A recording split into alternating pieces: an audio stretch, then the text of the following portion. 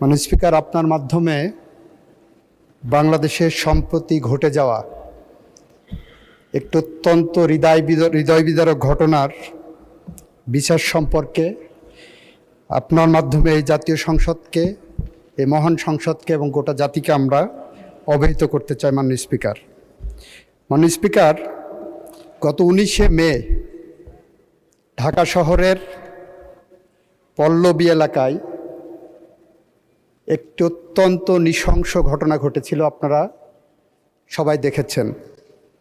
সে নৃশংস ঘটনায় 8 বছরের শিশু রামিসা ধর্ষণ এবং হত্যাকাণ্ডের শিকার হয়। এই ঘটনার 7 ঘন্টার মধ্যে আমাদের পুলিশ বাহিনী 2 জন মূল আসামিকে গ্রেপ্তার করতে সক্ষম হয়। সরকারের পক্ষ থেকে তাৎক্ষণিক পদক্ষেপ নেওয়া হয়। মাননীয় প্রধানমন্ত্রী নিজে, মাননীয় স্বরাষ্ট্রমন্ত্রী সহ, এবং সেখানে সেই টিমে আমিও ছিলাম, আমরা ভিকটিমের পরিবারের সাথে দেখা করি। ওই দিন ভিকটিমের বাবার একটি আহাজারি ছিল যে উনি বিচার চান না, কারণ এদেশে এই ধরনের ঘটনার বিচার হবে না। আমরা আশ্বস্ত করেছিলাম, মাননীয় প্রধানমন্ত্রী আশ্বস্ত করেছিলেন, এই ঘটনার আমরা বিচার করতে বদ্ধপরিকর।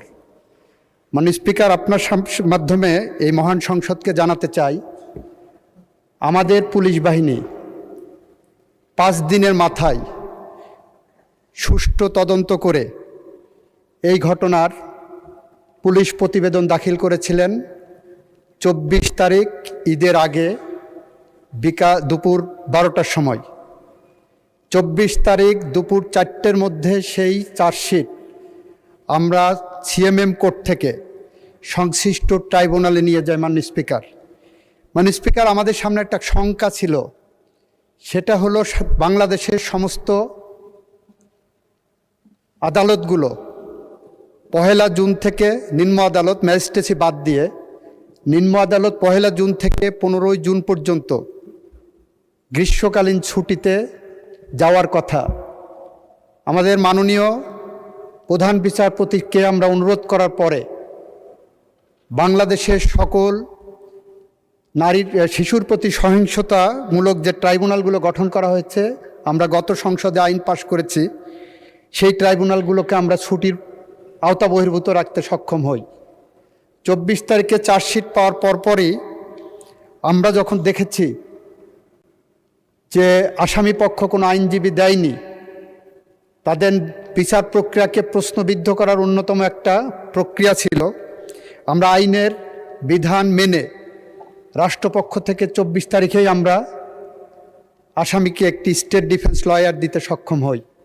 মাননীয় স্পিকার, 24 তারিখে ট্রাইব্যুনাল বসে 1 জুন, যেদিন প্রথম আদালত খুললেন, রোজার ছুটির, ঈদের ছুটির পরে 1 জুন চার্জ ফ্রেমিংয়ের জন্য রাখে। 1 জুন যথারীতি এই মামলার অভিযোগ গঠন করা হয়। 2 জুনে এই মামলার 16 জন সাক্ষীর সাক্ষ্য সমাপ্ত করা হয়, গ্রহণ করা হয়। 3 জুনে এই মামলায় আসামি পক্ষ কোনো সাক্ষী দিতে চান কি না সেই ধরনের একটি দিন ধার্য রাখা হয়। 4 জুনে যুক্তিতর্কের জন্য উপস্থাপন দিন ধার্য করা হয়। 5 and 6 জুন শুক্র শনি থাকাতে 7 জুন আজকে ছিল, আজকে রায়ের জন্য দিন ধার্য ছিল এবং রায় যথারীতি ঘোষিত হয়েছে। আমরা রাষ্ট্রপক্ষ থেকে, প্রসিকিউশনের পক্ষ থেকে সমস্ত সাক্ষ্য সুবাদ উপস্থাপন পূর্বক যে রায় প্রত্যাশা করেছিলাম, যে রায় প্রস্তাব করেছিলাম, যে রায় আদালতের কাছে প্রার্থনা করেছিলাম, আদালত সমস্ত সাক্ষ্য প্রমাণ আলোচনা করে 41 ঘন্টা পর্যন্ত, 41 মিনিট শুধুমাত্র তার পর্যালোচনা এবং আদেশের পাঠটা ঘোষণা করেছেন। এবং আমরা আনন্দের সাথে জানাচ্ছি যে আমরা রামিসা হত্যাকাণ্ডের সাথে জড়িত 2 জন আসামি, মূল আসামি সোহেল এবং তার সহযোগী তার স্ত্রী, তাকে আদালতের মাধ্যমে মৃত্যুদণ্ডের রায় পেয়েছি। মাননীয় স্পিকার, মাও সতুংয়ের একটি ঐতিহাসিক উক্তি আছে, কোনো কোনো মৃত্যু থাই পাহাড়ের মতো ভারী, কোনো কোনো মৃত্যু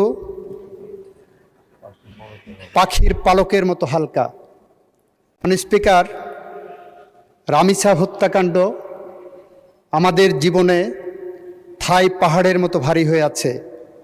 আর যদি এই ফাঁসির আসামিদেরকে আমরা ফাঁসি কার্যকরের মধ্য দিয়ে তাদের মৃত্যু ঘটাতে পারি, তাহলে সেটা আমাদের জাতির কাছে পাখির পালকের মতো হালকা হিসেবে আসবে বলে আমরা বিশ্বাস রাখি। স্পিকার, এটুকু ছিল আমাদের পক্ষ থেকে এই মহান জাতীয় সংসদ এবং জাতির কাছে আমাদের দেওয়া প্রতিশ্রুতি। সেদিন আমরা বলেছিলাম, আমাদেরকে যখন সাংবাদিকরা প্রশ্ন করেছিলেন রামিসার বাবা বিচার চান না, এ বিষয়ে আমাদের বক্তব্য কী, আমরা বলেছিলাম এর একমাত্র জবাব হবে তাকে সেই আস্থার জায়গা ফিরিয়ে দেওয়া। আজকে রামিসার বাবা বলেছেন এই বিচারে উনি সন্তুষ্ট, আমরা তার আস্থার জায়গা ফিরিয়ে দিতে পেরেছি। স্পিকার, আপনাকে ধন্যবাদ। ধন্যবাদ মাননীয় মন্ত্রী।